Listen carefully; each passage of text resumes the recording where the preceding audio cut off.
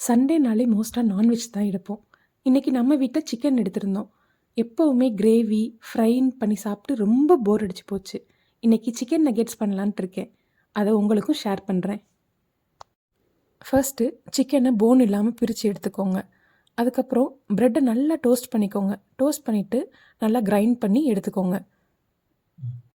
அப்புறம் கொஞ்சோண்டு நறுக்குன பெரிய வெங்காயம், வெள்ளைப்பூடு, பச்சை மிளகாய், பட்டை மிளகாய், கொஞ்சோண்டு ப்ரெட்டு இதெல்லாம் எடுத்துக்கோங்க.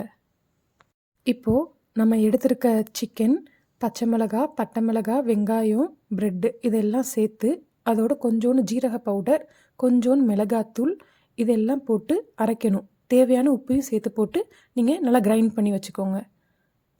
இப்போது எக் எடுத்துக்கோங்க. எக் எடுத்துகிட்டு தேவையான அளவு சால்ட் சேர்த்துக்கோங்க.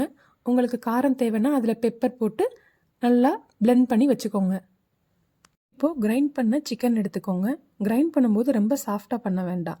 இப்போது கிரைண்ட் பண்ண சிக்கன் எடுத்து குட்டி குட்டி பால்ஸாக உருட்டி வச்சுக்கோங்க. குட்டி குட்டி சிக்கன் பால்ஸை எடுத்து எக்கில் டிப் பண்ணிக்கோங்க. அடுத்து பிரெட் க்ரம்ஸ்லேயும் கொஞ்சம் போட்டு எடுத்துகிட்டு அதை அப்படியே ஆயிலில் போட்டு ஃப்ரை பண்ணி எடுத்தால் சிக்கன் நகெட்ஸ் ரெடி. இந்த மாதிரி நீங்களும் வீட்டிலே ட்ரை பண்ணி பார்க்கலாம்.